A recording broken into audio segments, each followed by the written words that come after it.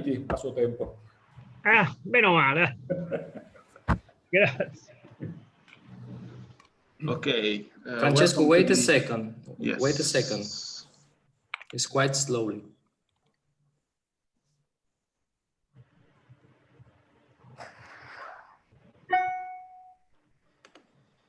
Let me know.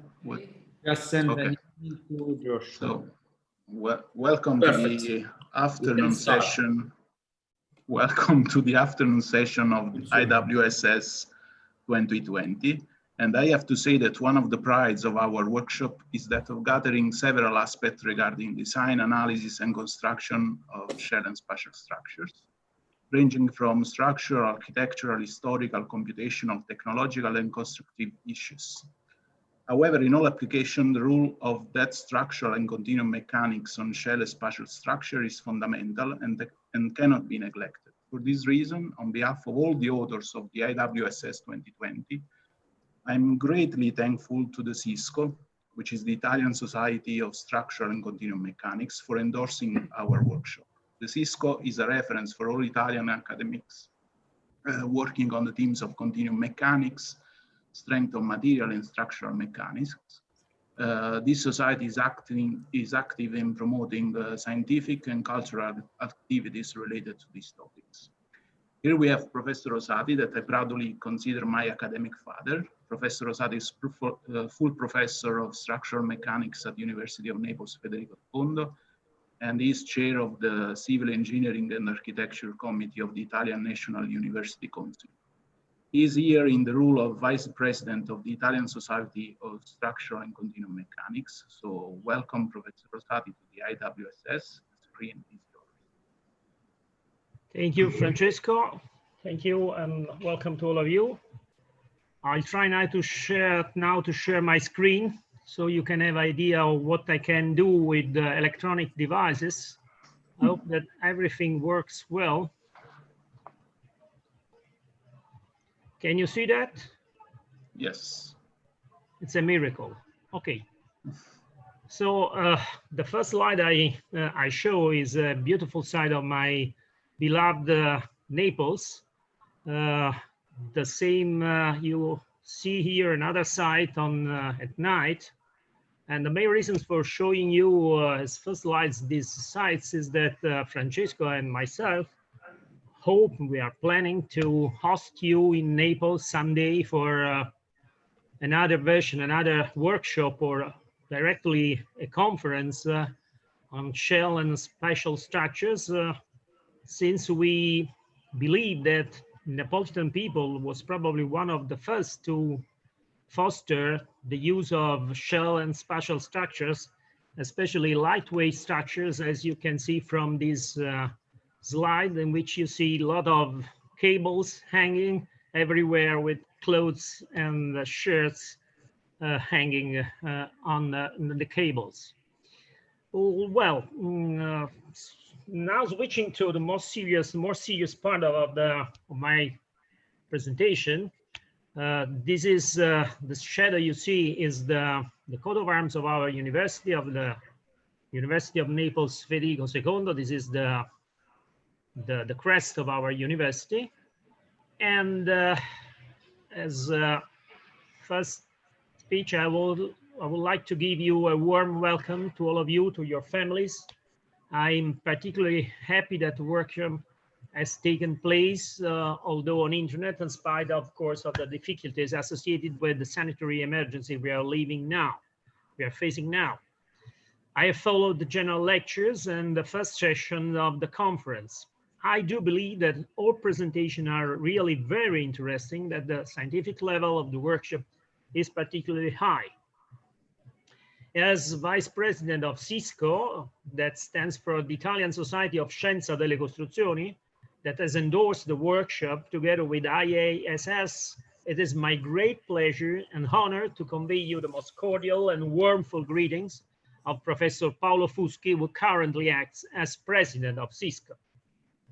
Well, what is SISCO? You're probably wondering about that.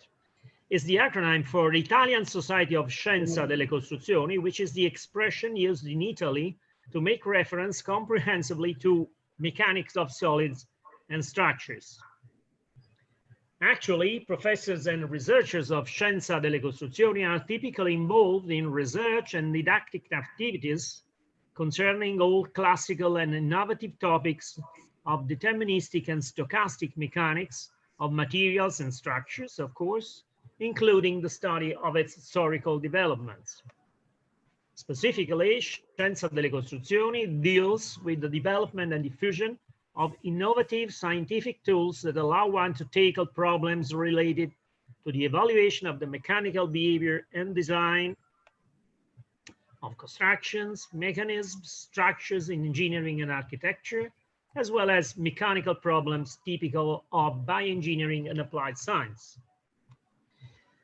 Explicitly included are also multiphysical problems, constitutive modeling, response to external actions of whatever nature, reliability, integrity, topological and shape optimization, experimental analysis, innovative materials and structural shapes.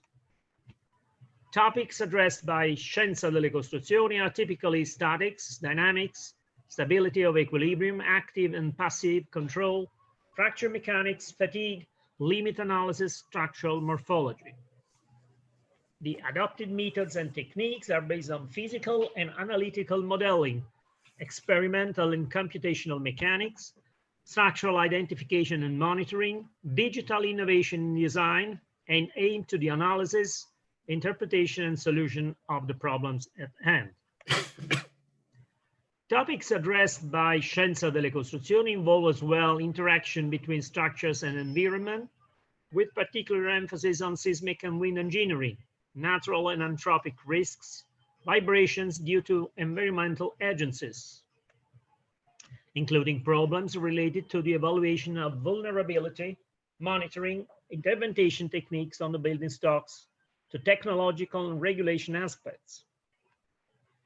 The above-mentioned topics involve mechanics of engineering, engineered materials or metamaterials, inorganic functional materials, materials belonging to biological systems, mechanics of microsystems or non-conventional structures, independently from their modeling and observation scale, up to the analysis of the historical development of materials and their use, the structural analysis of historical and monumental manufacts and the cultural heritage in general. Different from IASS, our society is rather young since it has been founded in Rome 3 years ago, with the aim of becoming a reference point for all professors, researchers belonging to the group or sector of scientific disciplines, what in Italy called the SSD, Settore Scientifico Disciplinare, denominated, as you can imagine, Scienza delle Costruzioni. At this stage, you're probably thinking that the mystery is becoming even more puzzling, since you are now wondering what is, especially foreign people, what is a group or sector of scientific disciplines. But mainly this is an esoteric creation of people working in our hectic and twisted bureaucracy. Because, you know, more than 40 years ago, Italian scientific disciplines have been grouped in 14 areas, ranging from physics to chemistry and so on. And our discipline, Scienza delle Costruzioni, belongs to the so-called Area 8, which is named Civil Engineering and Architecture, and of course includes this area other disciplines such as hydraulics, geodesy, urban planning, and so on, typical, of course, of civil engineering and architecture. Thus, our society informs its associates of didactic and scientific initiatives that are considered to be of interest, encourages and promotes the discussion on general topics concerning didactics and research into the realm of Scienza delle Costruzioni, fosters the enhancement of contributes of Scienza delle Costruzioni in engineering, architecture, and applied sciences, represents the scientific community towards the Italian Ministry of Research, the National Agency for the Evaluation of the Research, the National University Council, a sort of university parliament which I belong to, and more generally towards boards of engineers and architects, firms, regional and national research agencies. In conclusion, I wish you all the best and a fruitful continuation of the workshop, My best regards to all of you and enjoy the workshop. Thank you very much. Okay, thank you, Professor Rosati. We can start with the regular session, and we have the intervention, the keynote lecture of Professor Giuseppe Marano. Professor Giuseppe Marano, which is called the Beppe for Friends, is full professor of structural design at the Politecnico di Torino, where he is also vice director of the Department of Structural Environment and Geotechnical Engineering.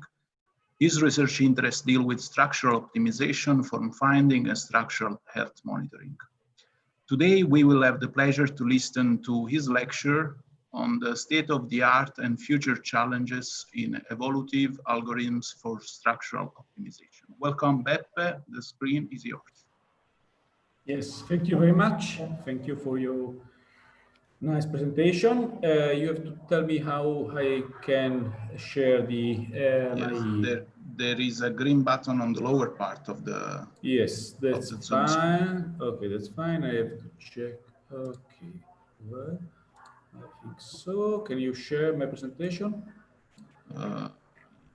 Yes, we can see it. Okay, that's fine. So I just go ahead. Okay. So, okay, thank you very much to all the attenders to this very interesting and successful workshop. I would like to thank specifically the three colleagues that organized this workshop. So, Fred Francesco Marmo, Amedeo, and Professor, sorry. Stefano Gabriele and Stefano Gabriele and Andrea Micheletti, sorry. Okay, for their very nice invitation to attend a keynote on the topic.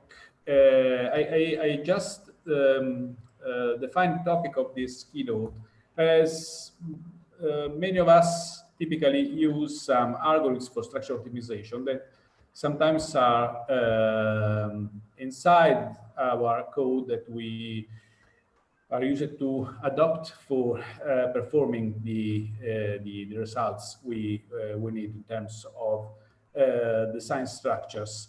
But well, in my personal opinion, we are in the middle of a new revolution in the structural design, as happened about 40 years ago when the finite element approach improved dramatically the capacity to discover and to analyze the structure response.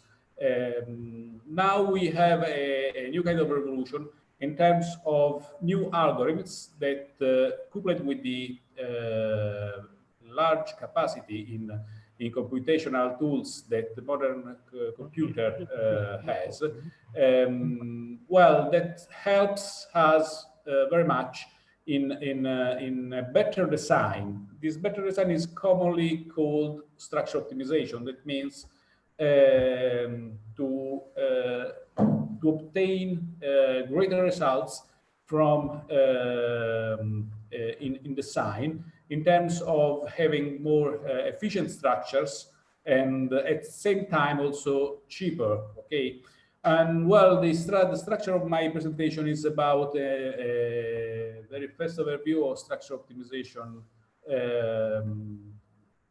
concepts and what are the main computational tools that now helps us to perform this field, so the structural optimization.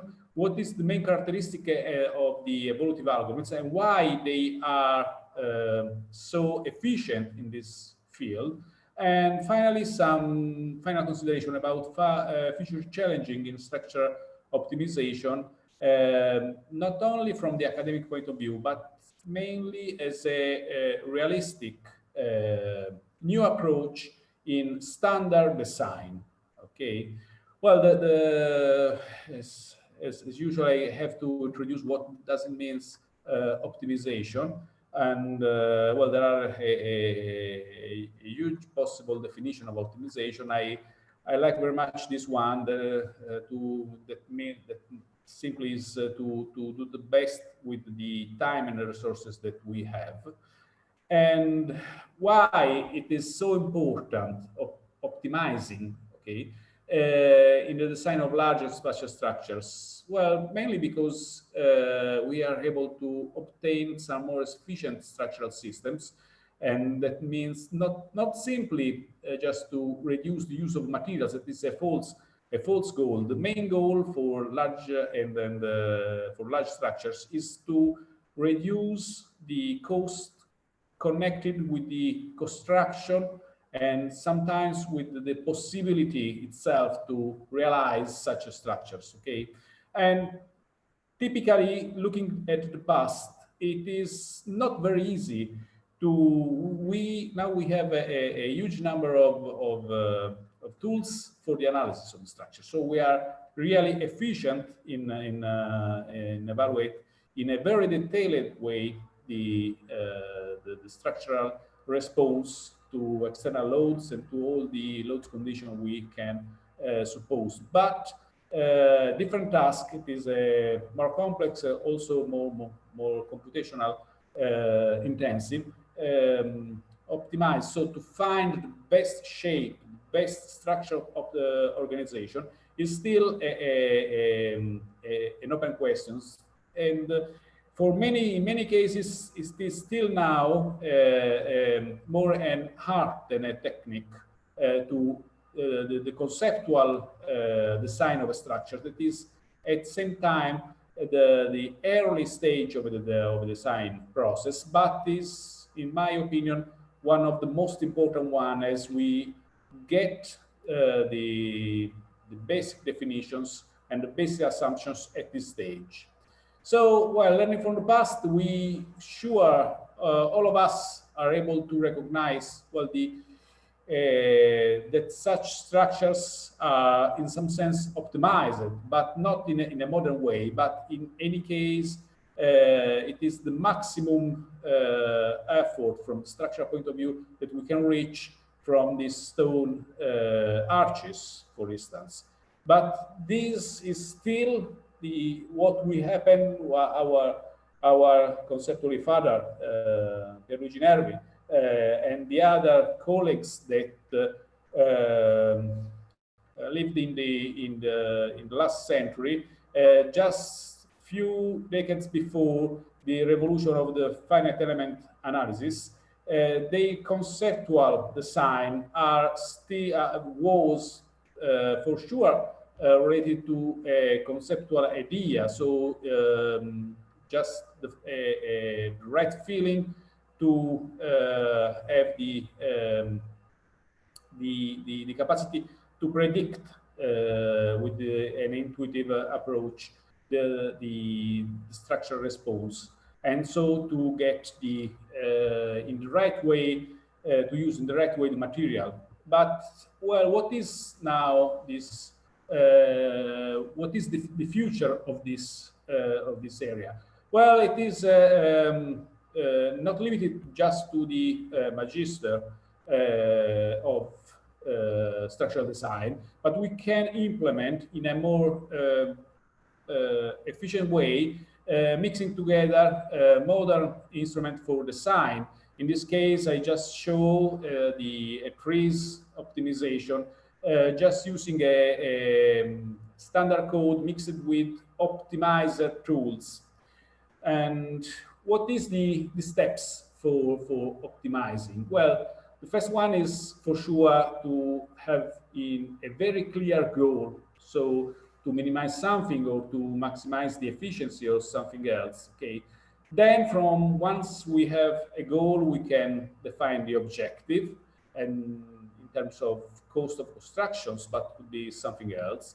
Then we have to properly define or choose the tools that we have to use, and then we have to implement to run the optimizations and ensure, it's common, the first result is not what we if it is not what we are looking for, we have to upgrade and so match in a better way the optimization.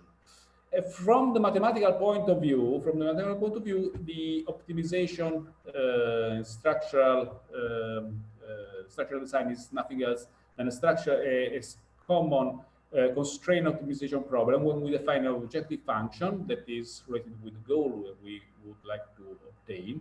A number you can see here with the yellow with the yellow circle, and a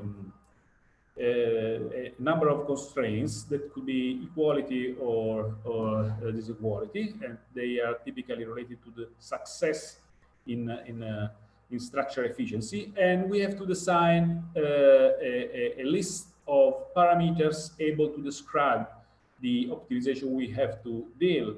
That means the design vector that is limited in a hyperrectangle. So we define a minimum and maximum value for each of them. And the tools is quite important, because the mathematical approach could be done by classical. This problem has been studied in the past for centuries from classical approach, but they simply failed to be ready in structural design, or non-classical one, like the as I told you, is the evolutionary problems. I would like to show you the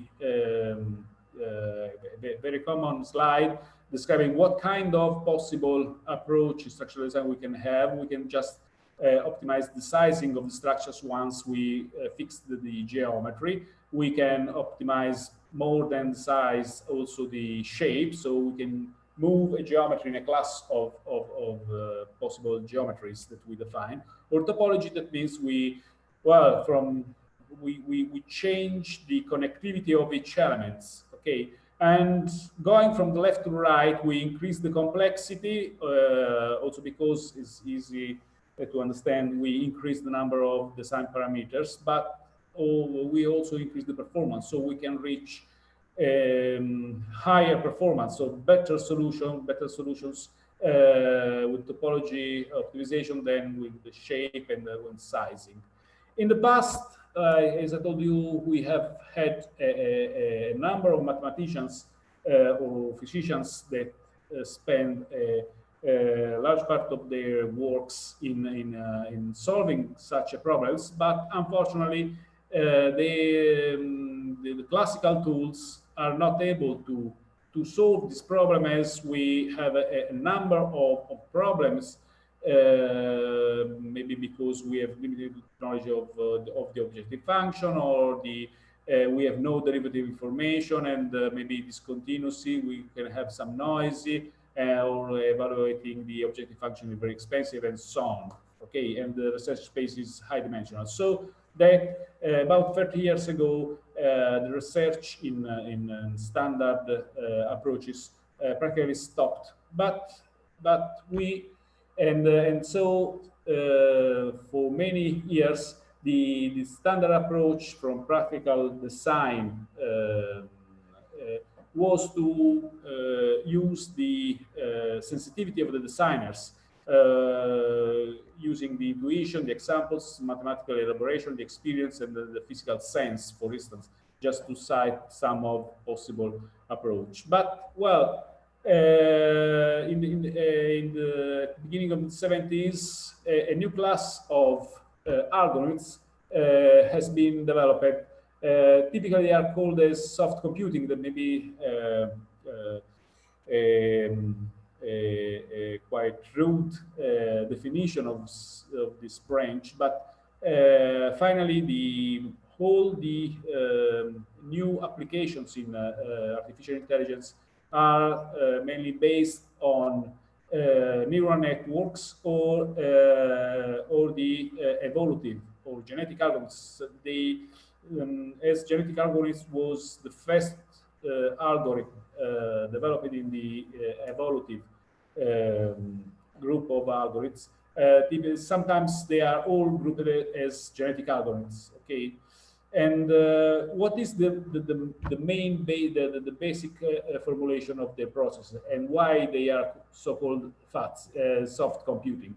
As we just try to generate a random population, and then we evolve this population, trying to increase the efficiency, so the research of the best solution, by mixing together the information to making the best use of all pieces of information that all the random trials obtain. Okay, and so this is an iterative process that increase the efficiency step by step, or generation by generation. And nowadays, I just cite some of the classifications, some of the kind of algorithms that are in this field. So the evolutive algorithms, the genetic algorithms was the first one, but we have particle swarm optimization, ant colony optimization, and so on. There are some of them, and many others are presented. And the main idea of the first algorithm, the genetic algorithm that was developed by Holland at the mid of the 70s, was to starting from a random number of individuals, so of possible solution in the generated in the entire research space, to do a reproduction, so to mixing together some information of the solutions that we have, doing a competition, that means surviving the best solution, and then doing a selection, and so doing it iteratively.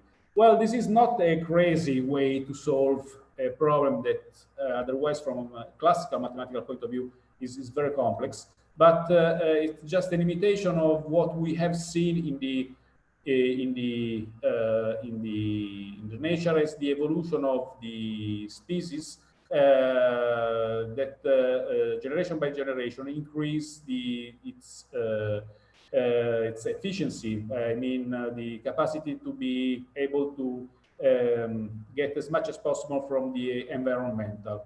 Okay, and so learning from biology, the concept is that if we have two possible solutions that here are commonly known as father and mother, their child as a mix of their own genetic characteristics, with some variations. Okay, and so the steps is this one. So we start from an initial population, then we evaluate the fitness evaluation. So in terms of structures, if it reach as much as possible the minimizing objective that I have without failing to the constraints, and then we select the best the best parent, and then we do an evolution, that means a crossover and mutation, obtain some offspring, some child, and then we select the best between the past population and the offsprings, and then the process starts again. The main characteristic of these algorithms is that they have two main steps: an exploration and then exploitation. Exploration is the capacity to explore the entire research space to have an idea what are the optimal areas where promising for an optimal minimum. And exploitation is to just work in that area to refine the solution to get the optimal solution. Okay. This is a simple scheme of what is, you can see, this is this population. I just selected the best one. Then I mix together the parameters of the best solutions. Then I do some mutation, like we have in biology. And then I select, and I have, again, a new population with the same size, but with a better individuals. And this process has been is typically to iteratively. Well, in structural optimization, we have one main aspect that typically we have real or discrete parameters. So real parameters are typically related to the geometry, and discrete are related to some constructive aspects. Just to do something, if we have to design a steel bridge, we have to select properly the beam's profile just from a list. We can do the beam we would like to without any restriction. So we have a list, and this means that we have not a continuous variable, but we have to represent as a binary with a binary alphabet. Those are some, just to show you some of the main common formulation for obtained from the parents. You can see here P1 and P2 are the two parents, and O1 and O2 are the two offsprings, the child. Okay, so this is just some of the possible way to mix together the information about the parents inside the offsprings. Okay, and you can see that in some way there is some random approaches and some conceptual approaches that they have, they take into account all the information, all the pieces of information that came from the parents. This is the description of what is the mutation of operators for just modify the offsprings that here are defined as PI to a new one that has something different from the original just obtained from the crossover.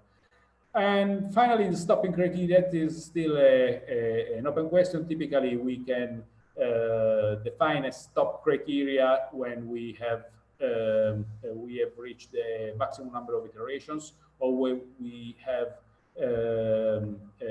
no improvement after a number of generations in the optimal solution, and so on. And moreover, as I described you, one main advantage also in the future is that the genetic algorithms, and in general all the evolutive algorithms, can be implemented using a parallel computing. So we can also divide in subpopulations. We have not to have a single population, but a number of different populations, and this could increase strongly the exploration stage. Okay, we can also improve the typical improvement of the genetic algorithms is the varying the population size. So when we are still doing a research, and if we see that we have no good solution by hand, we are not improving the result, we can vary the population size, we can increase, or we can vary the data length, or we can reduce the search space when we have identified the more promising areas in the research space where to find the optimal solution. And just to show you the efficiency, this is just there is a group of colleagues, GECO, Genetic and Evolutive Computational Conference, that every year do a competition. You can see here in some nightmare of the objective function like this one, where no classical approach can be used. You can see that how fastly the standard or modified genetic algorithm can reach the final solutions. There are a number of test function that is in the community where to test such algorithms. At the same time, one of the most interesting evolution of the genetic algorithm was the particle swarm optimization that starts from the observation of what happens in a group of animals, so like birds or fish.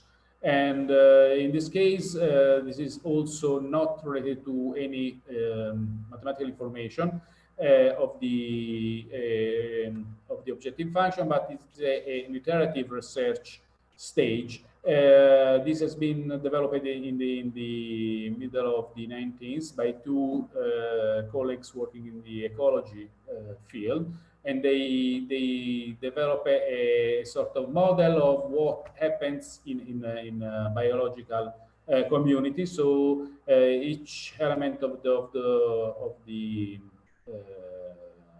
each element of the group has its own velocity and position, and so the position is upgraded step by step by taking into account two different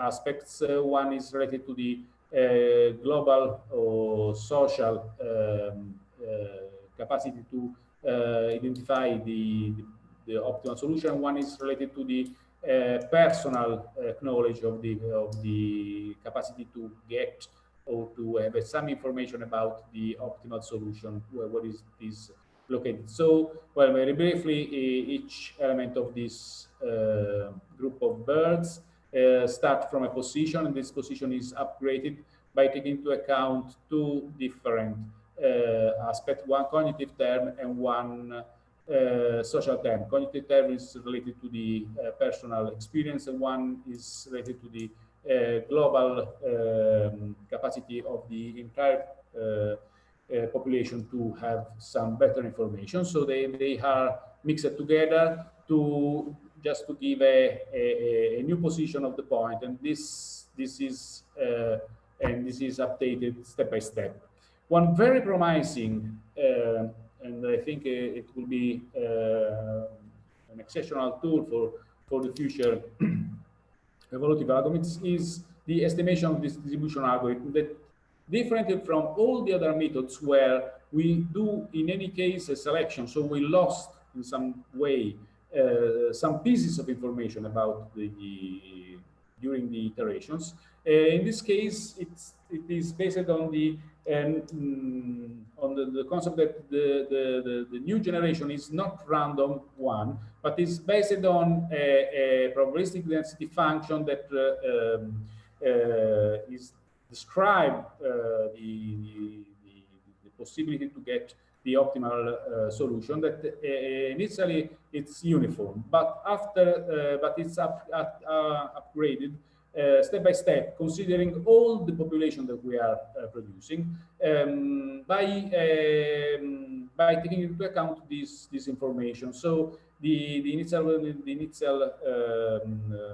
probability function is uniform, but then we update, and every time we do a generation that is more able to reach the optimal solution. And well, what are now the state of the art of how to use in practical problems? Well, we are in last, I think, no more than 5 or 10 years. We have a number of very simply tools. I mean, simply not only from the conceptual point of view, but also from the practical point of view. So, in my mind, technology is smart, not only if it is cheap or simply or not complex, but when it is very easy to be used at practical level of view. So we now are having a number of simply tools that could be adopted in using some design program, general design program, like in this case in Grasshopper, but as this is an open tools, when it is very easy, you have not to anymore to write down codes, but you have just to connect the different boxes. Each of one has to do its own process, and you can have some well, you can see here some you can reach some very interesting solutions,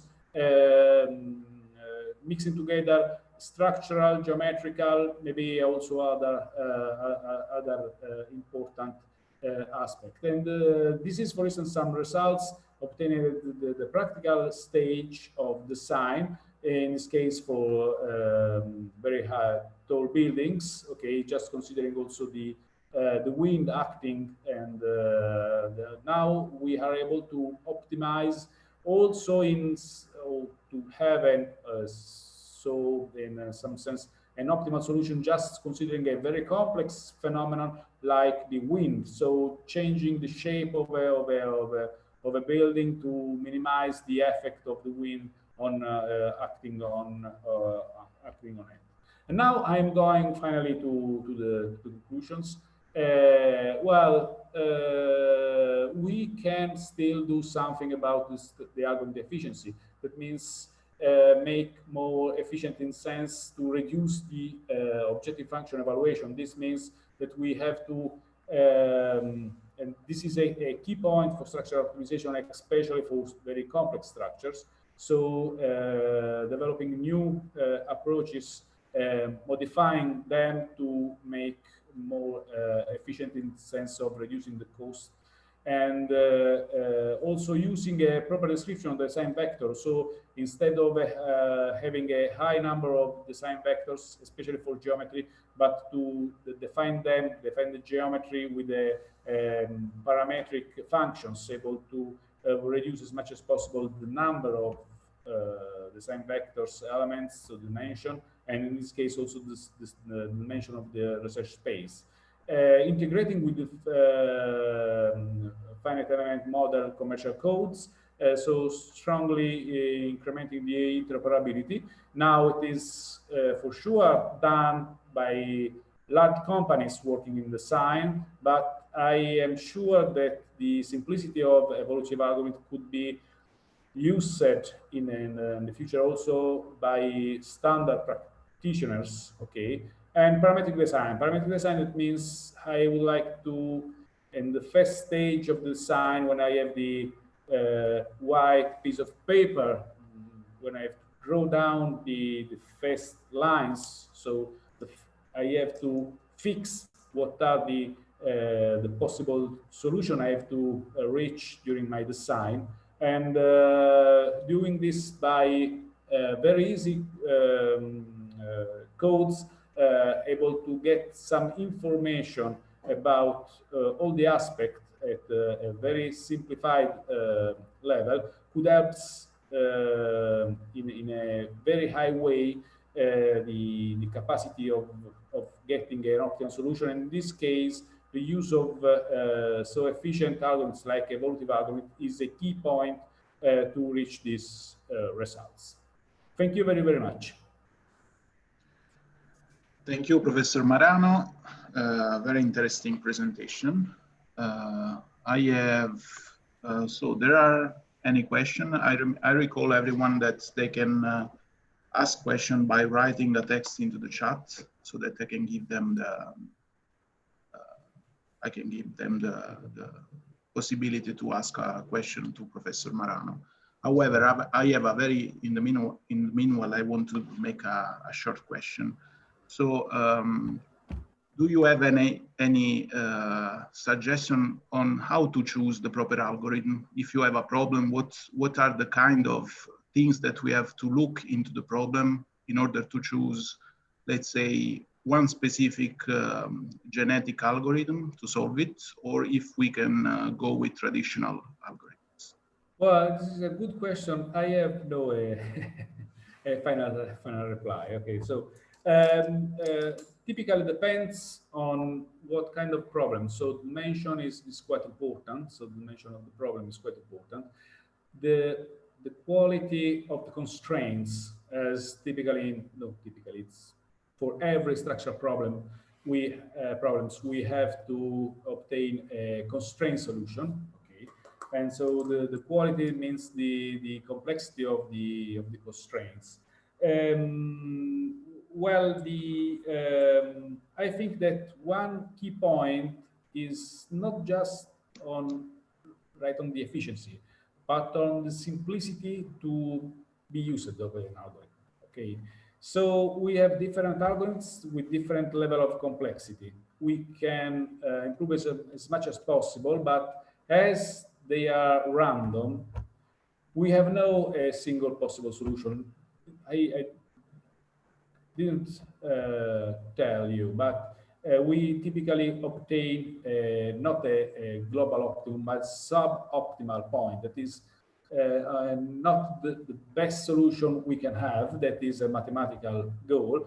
But from the design point of view, from the engineering point of view, I need not the best solution, but a very good solution. Okay, so many times optimization means give me some suggestions, supporting decision at the early stage. So what I can do. I have to be honest, the last algorithm I show you is very promising, as it is able not to lose any pieces of information from the past. But it is really early and never used in structure optimization. So I am studying just now if it is able to increase the capacity. Moreover, there are some specific algorithms, for instance, in dealing with multi-objective optimization, where, well, typically the standard is genetic algorithms. That is the more efficient way to reach the Pareto front, both in unconstrained and in constrained solutions. They are well defined, and there is a big literature. So sometimes it's better to use an algorithm that I know how it works, instead to try with an algorithm that I don't know exactly what it do, when there are a huge number of parameters to be tuned for running it in a proper way. Okay, thank you again. So I don't see any more question in the chat. Maybe you can ask something in a chat and continue the conversation there. We have to proceed with the session. Thank you. We have to proceed with the session because we are quite late, and now comes the presentation. Yes, thank you. Now comes the presentation by Joshua Schultz, whose title is Structural Assessment of Sun-Charles Modified High-Par Roof. Joshua, are you there? Okay. Good morning, or good afternoon. It's very much morning here. It's the same. Good afternoon, it depends. That's right. So let's set this up here. So what I'd like to do is now for something completely different, or at least different enough. So we just had a great presentation talking about all the high-level technology and numerical analysis and optimization and things like that. And so what I want to do is just dive into what we've been doing here, which is just the very beginnings of a historic assessment of a really interesting shell structure that we have here, located in kind of the middle of nowhere, Spokane, Washington. And so what it turns out when we started this, 8 months ago, we were told that no documentation existed. So we were planning on doing a full 3D imaging experience. And also I need to just keep that. And as I went through all the archives, we found a whole bunch of really interesting images, both from actual design and construction. And then we found the full documentation of the plan set. So what we've done from that is we're working to reconstruct the design and then compare that to what was done in 1959. And so as we get started here, make sure that we can click through. Here we go. So to finish up here, and since this is a church roof, I thought it would be fitting just to pay attention to, of course, when we're designing with shells, the overall geometry seems to be what draws people, but of course, as Mies said, God is in the details. So the overall geometry was relatively straightforward to get, and now what we're doing is we're dealing with the details of the pre-stressing in both the shell and the slab, which is kind of an interesting thing. Or since this is a shell and space structure conference, I thought it'd be good to quote probably my favorite engineer in the world, Gaudi. And so the straight line belongs to men, but the curved one to God. And so with that in mind, we're going to look at this church here that's located in St. Charles. So we have this hyperbolic paraboloid roof. It has a folded edge beam. It's pre-stressed. You can see the abutments at each end. This is the south end. This is the north end. It's asymmetric, but it has a line of symmetry that goes right down from the front to the back. The rear of the shell is higher elevation than the front of the shell. And so this church historically was created, the parish was created in 1950 by a merger of two other parishes. And the priest at the time had recently been to a World's Fair, and he firmly believed that you should build the best you can afford. And apparently at the time, the parish could afford quite a bit, because they ended up raising about $325,000 in 1959 to develop this shell. And so you can see that it's a freestanding shell. It's braced at each of these points on the south side and the north side. It tapers from a 3-inch thickness down to 42-inch as it approaches the buttress here. It has the folded edge beam and then the field here where you can analyze the field stresses. It spans 110 feet. And there's a whole bunch of interesting things. One of the things I've tried to do, and this is why I like referencing Gaudi, is that even though it's a modern, so there's a lot of discussion here in the US about what we should build our buildings out of, be they federal buildings or private buildings. And while it's a modern church, there's a lot of historical and practical utility that surrounds why they chose the shell. So there are these unobstructed views. There's these floating sky windows here for obvious reasons, because the shell's not being supported there, so you can infill that. And these are actually from an artist that was in France at the time. So if we dive into that, like I said at the outset of this, we were planning on doing a full 3D scan and importing that to get our geometry, but it turns out that we were able to find the plan set. And what was interesting is this shell was developed by T.Y. Lin, or in partnership with T.Y. Lin. And so it ends up being pre-stressed sort of throughout. So here we have the formwork and all the details for the formwork. Here you can see during the construction. And of course, this at the time was, this was kind of in the post-war shell boom in the US. So after the war, there were a whole bunch of these shells that were being constructed, which was great on the design side, but was very problematic for contractors. No one wanted to bid this. And so they ended up building several small models ahead of time in order to convince people to actually bid the project. So here you can see the formwork, and here's the formwork layout. And then we've got the standard reinforcing. Here's the T.Y. Lin stamp here. So he actually was involved in generating the actual design. We have our typical field reinforcing. We had number 5s at 16 inches on center. And then we had 1/4-inch pre-stressing strand that were bundled together throughout here. And so you can see that. And then you can see some of the layout here. You can see here's the pre-stressing that goes through from north to south, and then here you have your typical regular reinforcing steel. And then of course you have the pre-stressing, because if T.Y. Lin is involved, you're going to pre-stress as much as you possibly can here.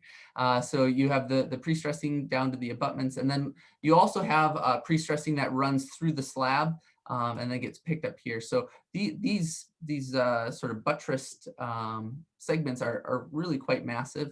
As was mentioned yesterday, if you want to go high, you have to dig deep. And so, so we have all these details here. And so we incorporated those into our analysis as well.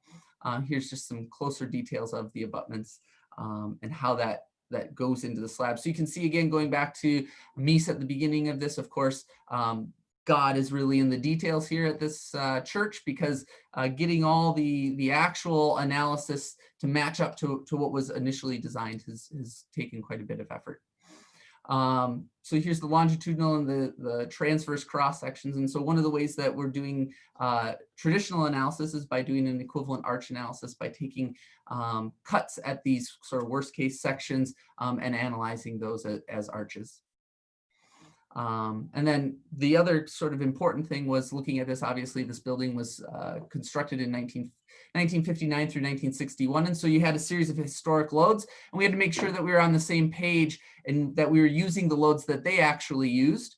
And so they had a series of atypical historic loads here. So you can see up on the roof, we have a flying nun.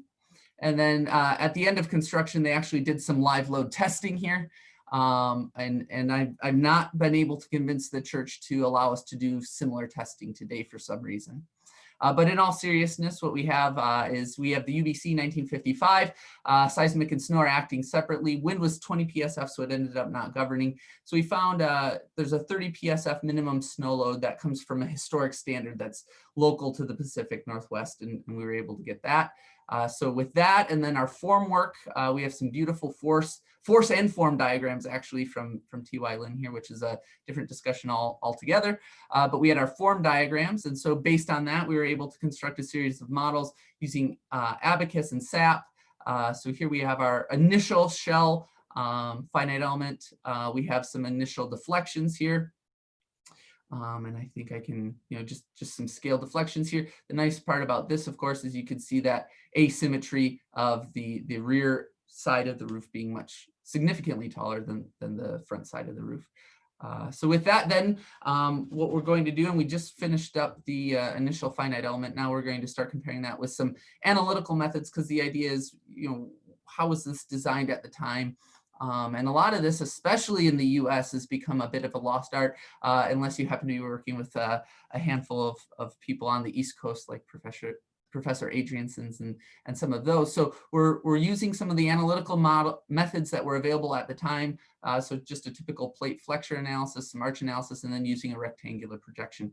So what we're doing is we're going to do these, compare those and see what we've got. And then what we're going to do is really document this in hopes that this can be probably one of the more documented shell projects, certainly in the US, or at least on the West Coast. And then that can become a accessible learning tool both for students and for practicing professionals. So with that, I'd just like to thank you for your time. And if there's any questions or any additional suggestions, especially on the simplified hand calcs, I would gladly welcome those. Thank you, Joshua. So I have a curiosity from my side. You said that the shell is pre-stressed, and my question is, what is the direction of the pre-stressed cables? Are they along the generatrix of the IPAR, or they are curved? Yeah. Let me. So they run along this curve, right here from north to south, and then they're anchored into the abutments. Okay. So and so the two upper corners are free. You have only two supports for this shell. Correct. Okay, great. Okay, thank you. Stress are just in the more compressed part. And are you considering this kind of pre-stress, or if you want to consider it in your FE analysis? That's what we're working on right now. Yes, yeah. Which turns out, at least for me so far, to have been easier thought than done. Okay, and so you have only mild reinforcement in the other direction. Correct. Yeah. Let me see if we can. Okay. So let's see here. So here you can kind of see. Okay. The question from the chat. Oh. Yes, there is a question from Professor Lazzaro. And one from Giulio Mirabelli. Okay. I didn't see it. Okay. First, Professor Giulio Mirabelli. Okay. Please. Just a question, because it's interesting to know if you could measure actual deformations after sometimes from the building, and this could give a different shape of the shell nowadays. So if you take into account this long-term deformation, say. Yeah, so that's a great question. And so what actually initiated this whole project was the fact that ostensibly the plans didn't exist and they need to do some repairs on the roof. And so we've gotten together with some colleagues, and we're going to be doing some RTK 3D analysis with a drone, right? And what I've negotiated is that we'll do that. We're doing that during this summer, so we're taking those real time. And then we're going to have them come out again. So Spokane gets relatively large snow loads. You wouldn't see that, the ground snow load being 30 PSF, but we have snow loads that go up to 80 PSF, so it's quite significant. So I'm hoping that we have a snowy winter. And so then we can, have that both with the load and without. But even over time, you can see that there's been creep, especially on this rear portion of the shell. So what we're doing is the goal is really to try to hone into what was actually constructed and what are the actual stresses, right? Because in theory and practice are the same. In practice, they're different. Yes. Right. Of course. For that reason, because always when we make models, theoretically we make perfect model, undeformed model, and we have to face the already deformed shell. Okay. Thank you very much. Yeah, thank you. Okay, thank you, Professor Lazaro. Yes, so I have a question regarding the straight edges. So the beams in the straight edges are usually carrying the membrane shear forces to the supports, and they seem to be vertically supported by some slender columns along the facade. I mean, in the pictures you showed before, and therefore I saw in your analysis that yeah, exactly. So these vertical columns along the straight edges. And so in your analysis, it seemed that the shell is balancing sideways, and that's not very consistent with this kind of boundary condition. Yeah, so we have included those. We didn't model the actual wall elements. We used the point supports. In the GIF that I put into the PowerPoint, we had just finished that up earlier this week, and so I pulled a GIF that doesn't have that boundary support. So that's very shrewdly noticed. And so I was just putting something in there to show that we've actually, in fact, started the analysis. Okay, thanks. Okay, thank you, Joshua. So I can introduce the next presentation, which is by Ted Siegel. The title is Full-Scale Physical Form Finding. Please, Ted. Great, thanks for the introduction. And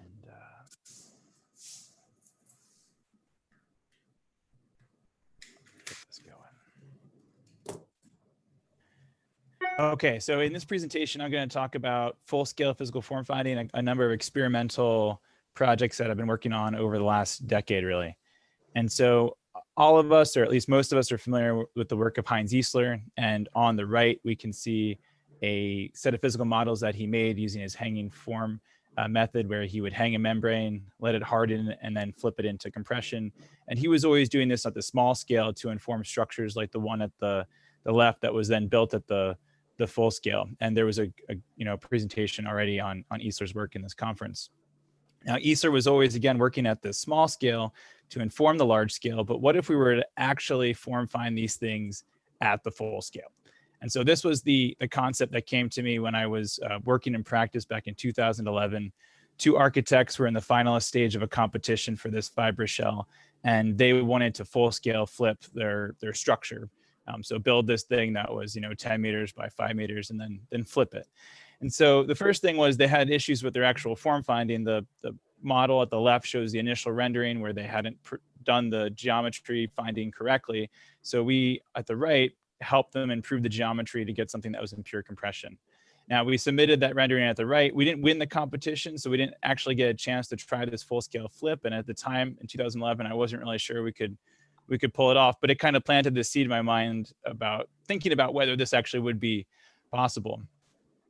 In 2015, I was working at Hofstra University, and in my studio class, we build these Eisler style models, and the students were really excited about trying to just go bigger and bigger and bigger with them. So they started hanging models between two adjacent desks. And this got me thinking, how big could we go? And can we do this at that full scale that we were starting to think about in 2011? So the first full scale thing that we did was a bit of a cheat, because instead of going to a large scale structure, we thought, okay, what's full scale at this size? So we jumped to furniture. And you can find that there are some nice examples out there. There's the Gaudi stool and the Gaudi chair that were produced by a designer, Guinan. And then there's this rocking chair named Heinz, produced by another industrial designer. This was our first attempt at creating some furniture. This is a rendering for a small bench for a design competition in New York City.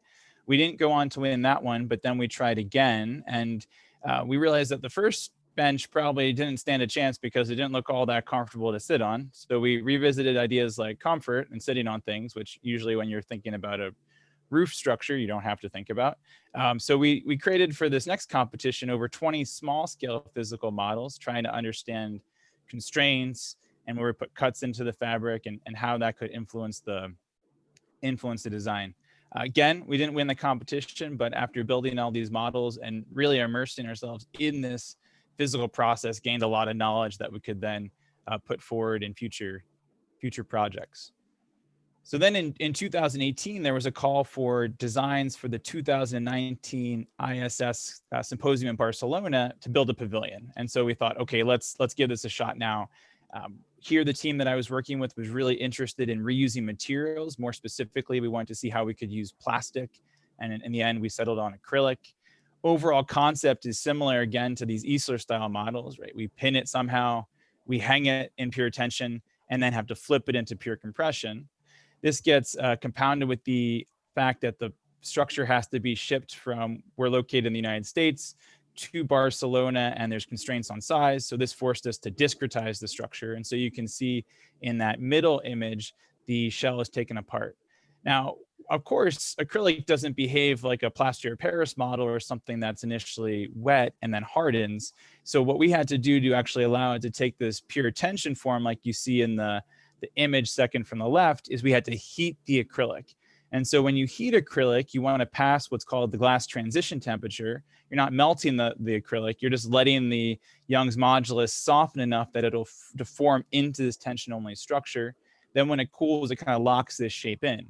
This has been done at small scale models in acrylic, and there are some slightly larger glass sculptures that have been done using this, but we really wanted to see, could we do this at the scale of a pavilion? And the renderings are showing structures in the range of about 1.9 meters by 1.9 meters.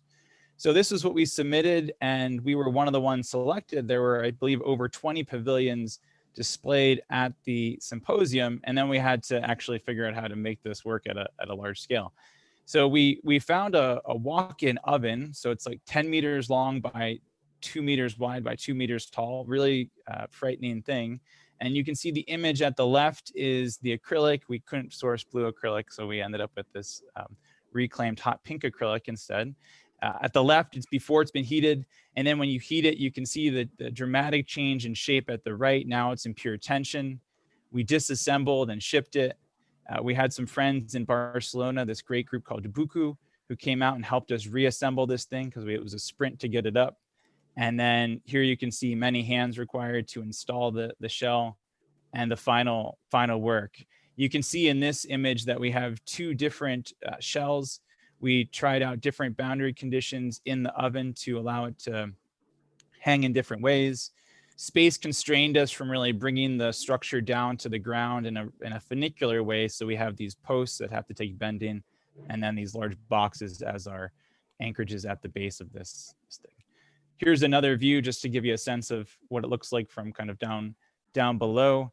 So we didn't achieve the same scale that we'd set out in 2011 to do. We're not yet at 10 meters by 5 meters or something, but we're at 1.9 meters by 1.9 meters, which is bigger than I thought we could have done in 2011. And we're still pushing this work forward, hoping that we can keep building structures like this and learning from them. So I'm happy to take any questions that you might have. Okay, thank you, Ted. So any question from the listeners? Okay, in the meanwhile, I can do my question, which is, do you also compare what you obtain from physical model with some numerical result, or at least for computing stresses, or you just do the physical models? It's been a combination so far. So with the most recent one, the two blue shell structure, we did some analysis using GSA and then Sophistic. What we really need to do is, after creating the final geometry to get a better sense, is at this point do some 3D scanning, and that's where we're going next to get the exact geometry, or the nearly exact geometry that we can compare back to our results to see how well they match. The interesting thing about this is that the controlling stress case for it is right now when it's nearly flat in the oven, because it's primarily it's taking higher bending stresses. So kind of if that case works in the oven, then once it's heated and deforms into the tension only shape, you're pretty much okay. But especially as we move to larger scale, we have to do better at coordinating the numerical and the physical. So that's a great question. Thanks. Okay, thank you. So we also have a question from Professor Brocato, please. Yes, thank you very much for this nice example and presentation. I may have missed the point, but why is it that the panel look like sensible to the boundary, to their own boundary? I mean, it looks like they form in a way that is consistent with the link with the next panel. But why is it? What is the reason for that? If I'm understanding correctly, you're saying why are we kind of seeing the different kind of curvature between the adjacent tiles? Is that yeah? What you see, like if at the boundary between two tiles, you have a different shape than in the center of the tile. Like if, I don't know, there is a stiffening, something stiffening the boundary, or what? Because of the connection, we're looking to me only at the corners, so I don't understand the role of the boundaries. Yeah, I know this is yeah. Yeah, no, that's a really great point. And so what's happening here is, and we've seen this both in the numerical models as well. So again, the tiles are discretized and they're only connected at their points. And so it looks like, as we're kind of deforming here, initially we have rigidity in the material, right? There is some bending stiffness. And then as you heat it, you go up into having basically no bending stiffness or very low bending stiffness, and becomes tension only. But you kind of initially have these like local defects. And so you're left with this interesting combination of local and global curvature. I think what we'd have to do is kind of go through and look at it kind of stepwise to really capture why that's happening and kind of where it's introduced. But to date, we've been finding it both in the numerical and the physical models that you kind of get this local curvature emerging between the adjacent tiles. Yeah. Okay, thank you very much. Yeah, thank you for your question. Maybe I can add a guess. Maybe there is some self-stress in the tiles before heating that is released during heating. That could be. Yeah, but the thing the part about that I'm interested in, because I know you would see that if you were doing it with glass per se, is that we're also seeing the numerical models where we're not having that initially, basically. But that's something that's good to look into, especially because I know others are doing this work with glass as well. Okay, thanks. Thank you. Okay, so I have to stop the conversation because we are quite late. We have a delay of about 20 minutes, so maybe this is too much. We can try to recover the time. And pass to the next presentation by Fabio Rizzo and Cristoforo De Martino. The title is Pressure Models for Hyperbolic Paraboloid Roofs. Thank you, Chairman, for your introduction. I'll share my screen. Also, good afternoon, everybody. My research is on pressure modes for hyperbolic paraboloid roofs. We discussed the application of a singular value decomposition for pressure coefficients time history to estimate more efficient wind load distributions on hyperbolic paraboloid cable net roofs. In particular, we are focused on asymmetrical load configurations because they are very significant, and they are stricter load combinations in particular for cable structures. I'm working on these kind of structures.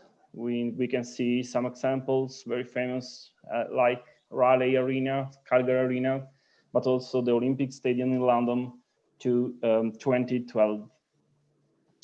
In particular, the hyperbolic paraboloid roof with cable net and membrane are made of three substructures. In this slide, we can see supports that are generally made of reinforced concrete or steel structures, and cable net with 2 orders of cables, upward and downward.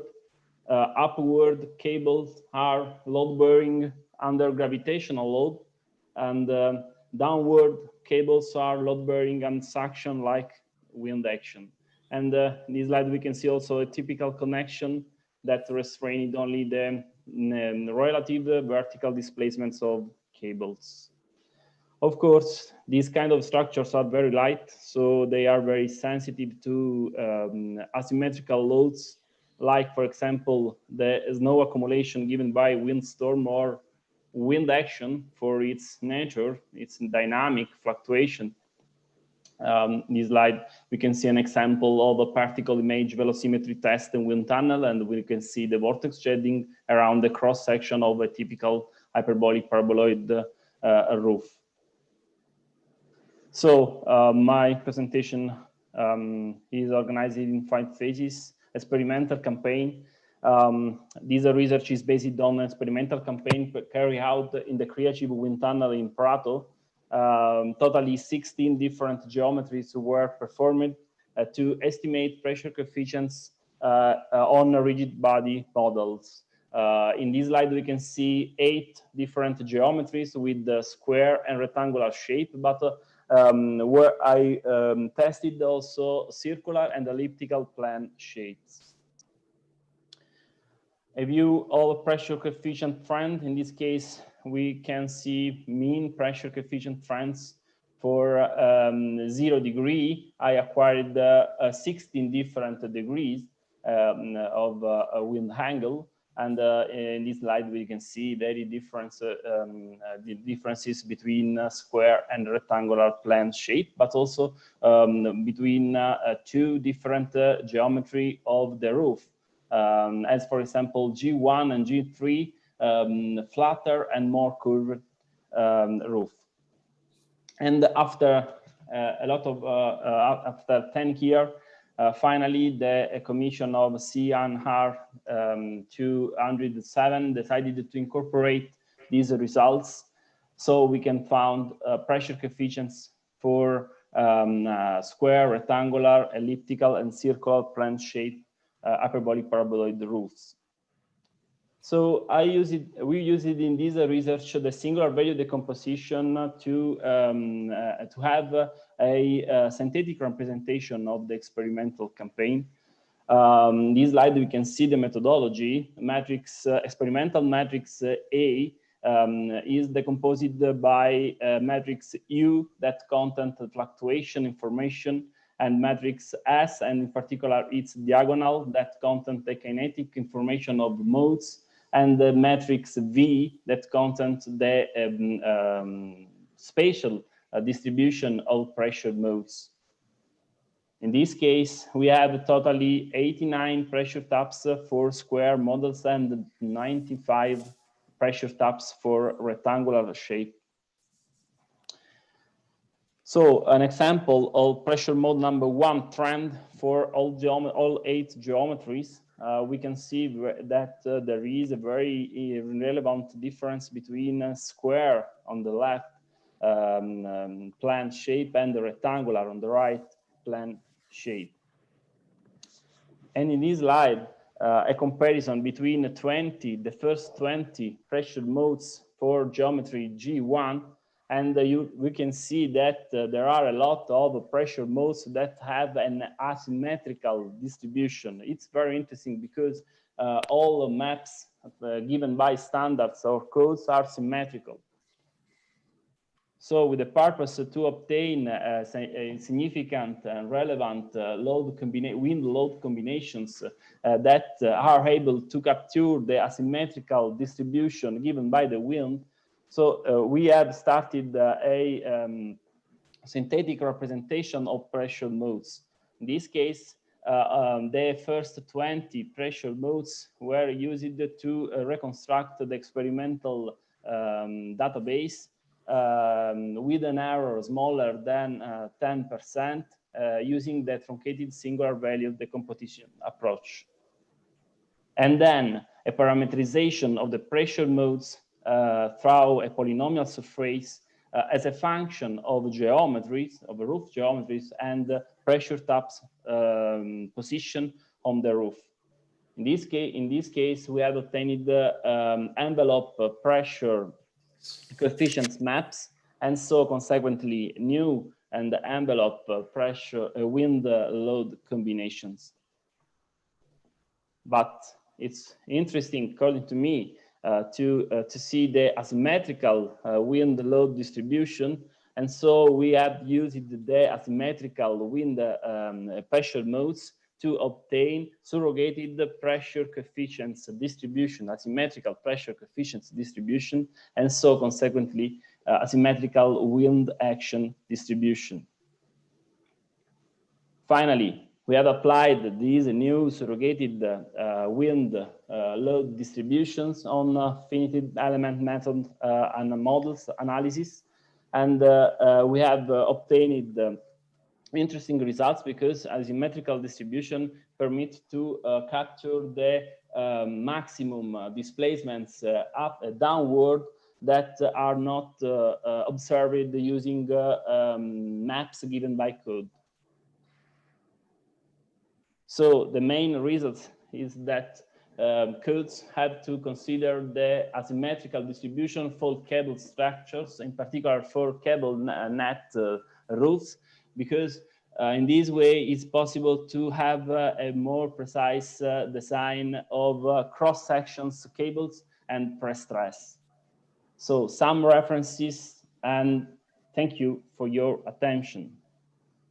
Okay, thank you, Fabio. I see that there are no questions from the chats, but I will skip the question session because we are in a bad delay, and we can risk not to make the break before the next session. So I suggest to skip to the next presentation. Okay. Okay, I'm sorry for that.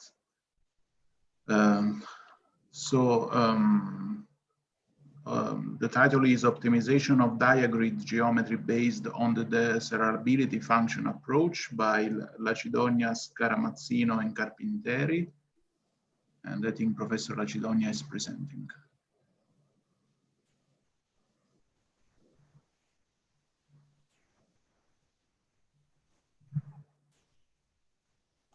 Thank you very much, Chairman, for your presentation.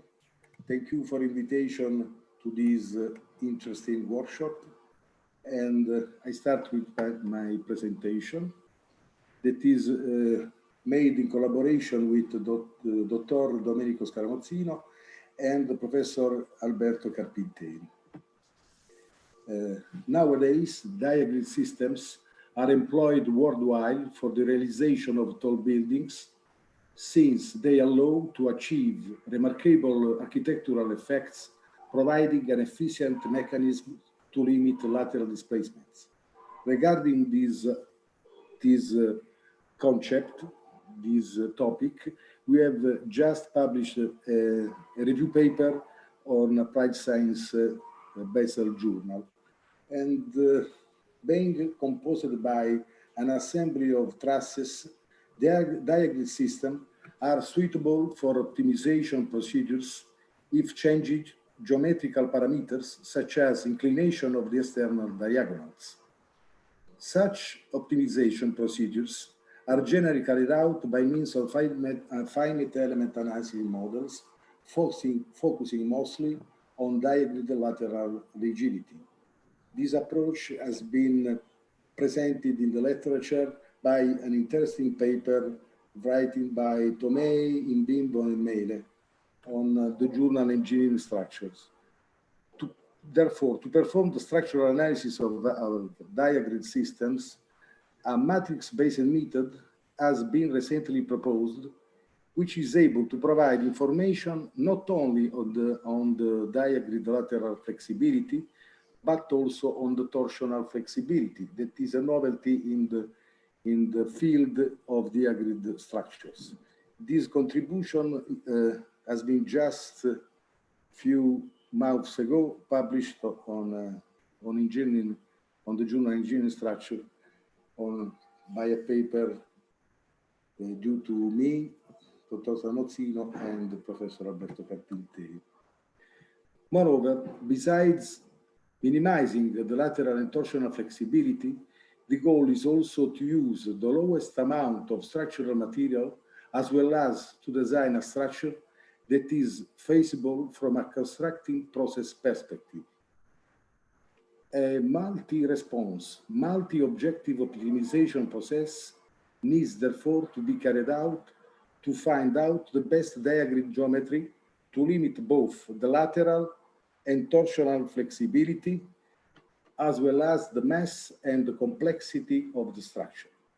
In this contribution, we make use of the desirability function approach proposed by Deringer and Zwick to investigate the optimal diagrid geometry to limit the 4 parameters variables just discussed above. This paper of Deringer and Zwick is very cited in literature. I found that is cited about 4,000 in the history before it was published. And this presents a very simple approach to perform the desirability function. In this picture, I have represented some interesting forms of diagrid systems. Diagrid, that is diagonal plus grid, is a type of reticular tube structure composed of bars generally arranged diagonally in which axial stresses are predominant. Here there is a picture taken from a paper from Bostani. This is a very long picture taken from the paper of from Angelucci and Molaioli, published on the structural design of special and tall special buildings. And this is the famous Wissered building in London. That is a very iconographic structure named the Gherkin, that is in Italian il cetriolo. And our method that we named MBM, that is a matrix-based method for calculating the diagrid structure, is original because with this method we write directly the stiffness matrix of the diagrid system. The basic assumptions of this method are the following. The first, the diagonals are supposed to be only subjected to the axial forces, remaining into the linear elastic regime. The floors included within the triangular modules are neglected. Thus, the local bending and shear deformation of the diagonals are not taken into account. Third, the considered floors that are the ones lying at the end of the pinned diagonals are assumed to remain plane after deformation.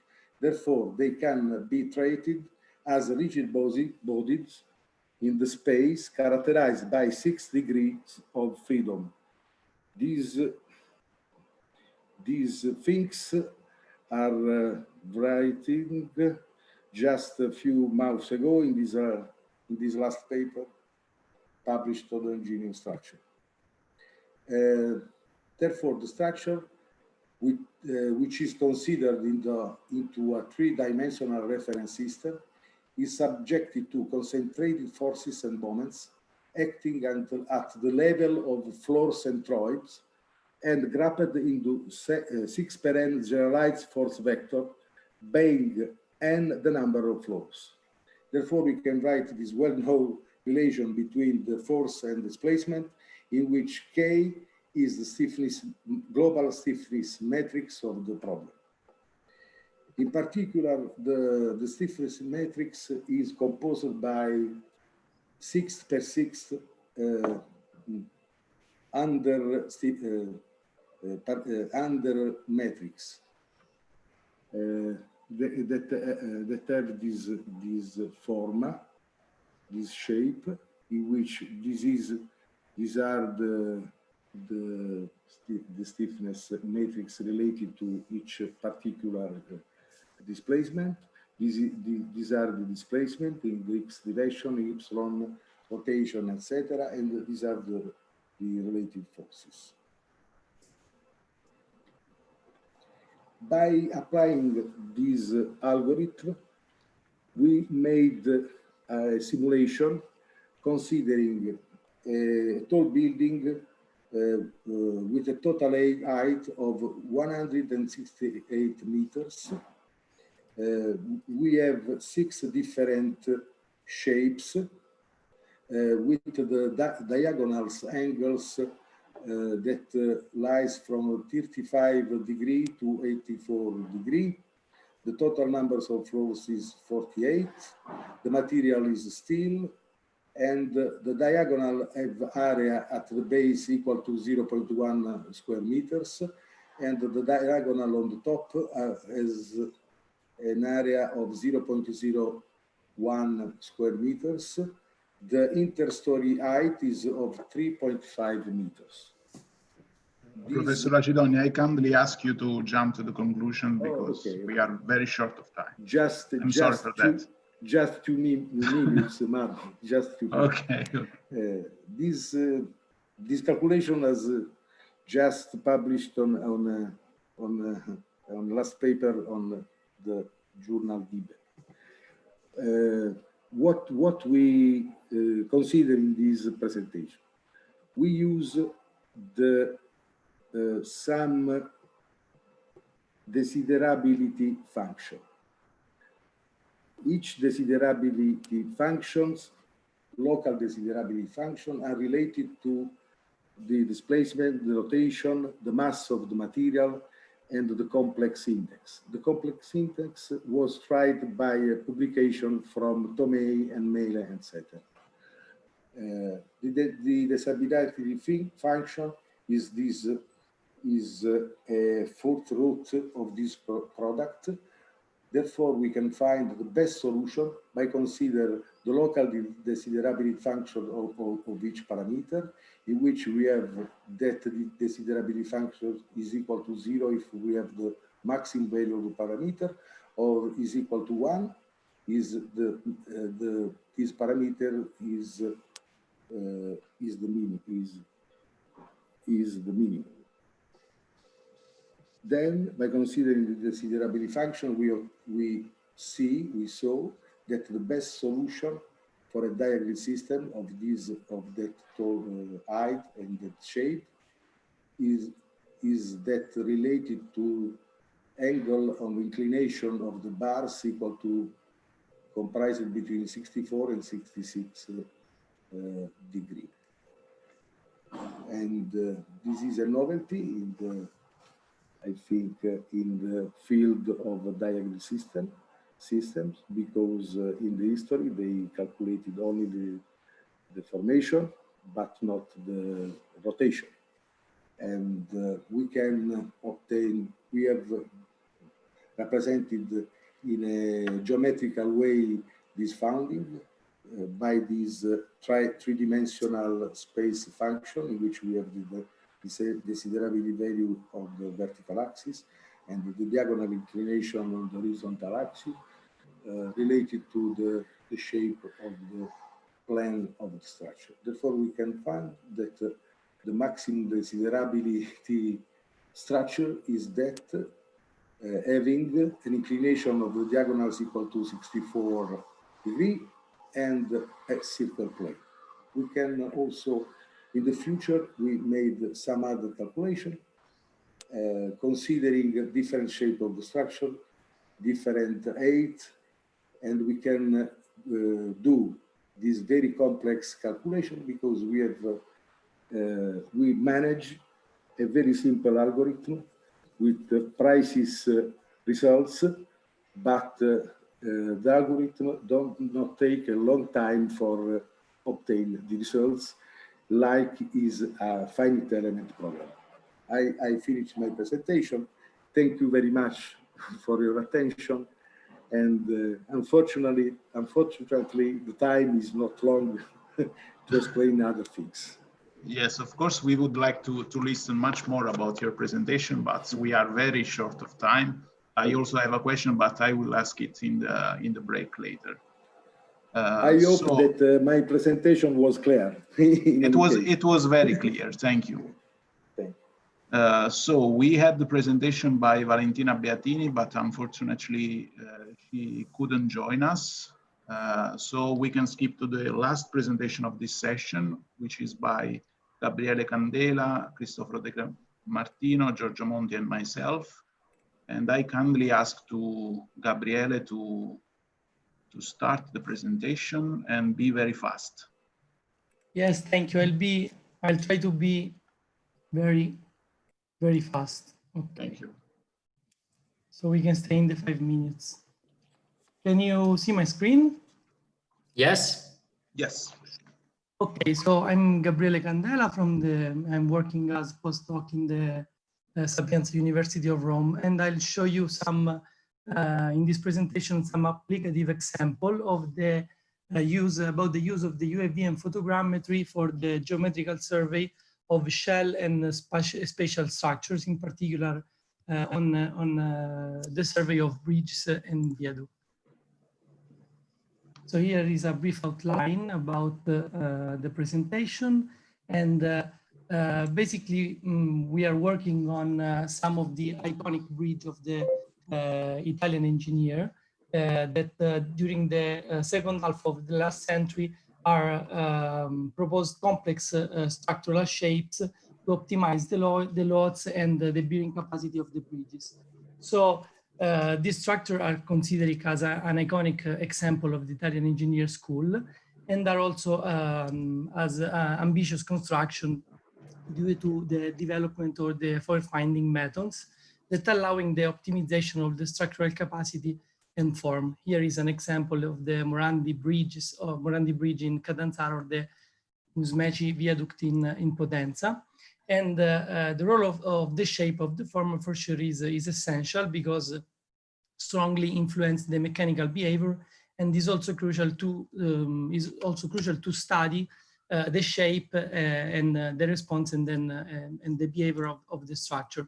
So the actual state-of-art methodology used for the bridge surveying includes the inspection performed by technician using by bridge or classical instrument, the use of total station, and the use of laser scanner survey to acquire the actual state, to retrieve the deterioration, and in general the as-built model of the bridges and viaduct.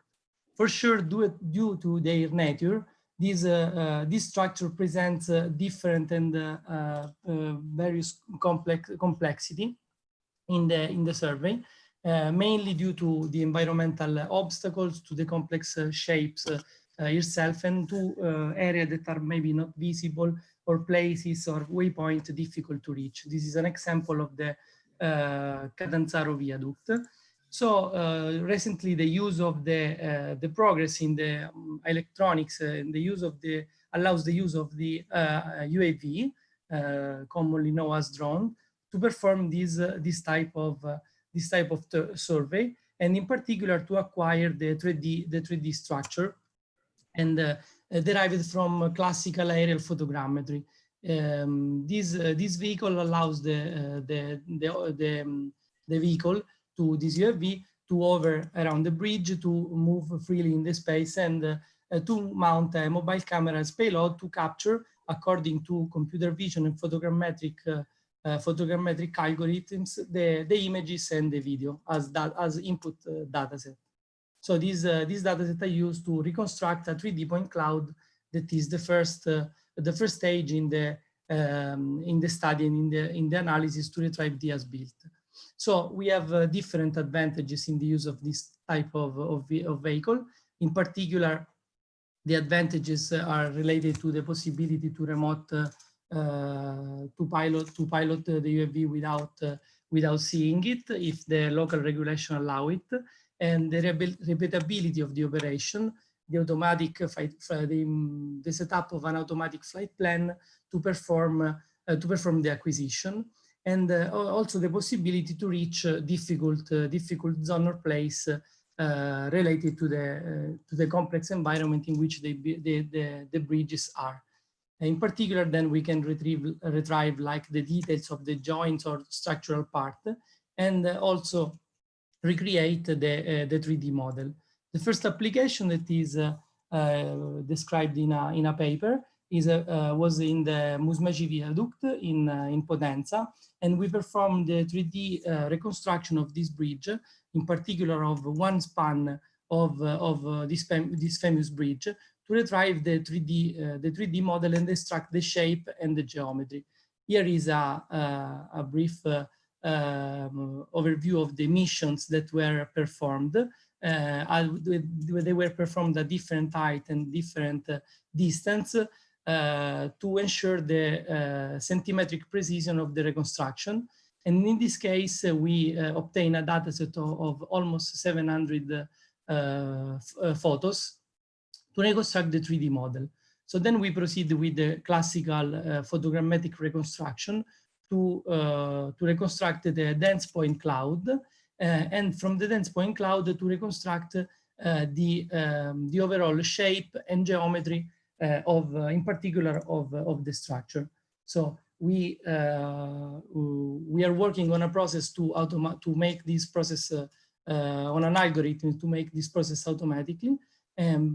Because for now we are working both in manual and in automatic mode to extract the 3D mesh model that we can see here.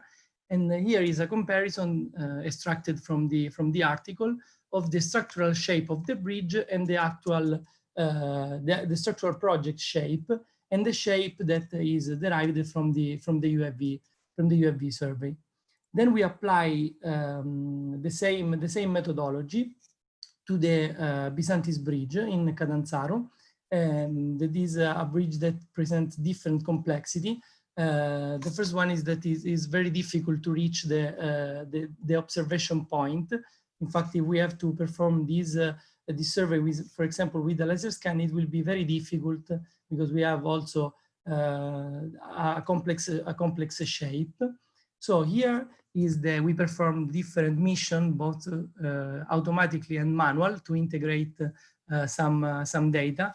And in almost a 2-hour survey, starting from the on point in this point of the land, we performed the acquisition with the 2,000 photos. In yellow, we can see the path that the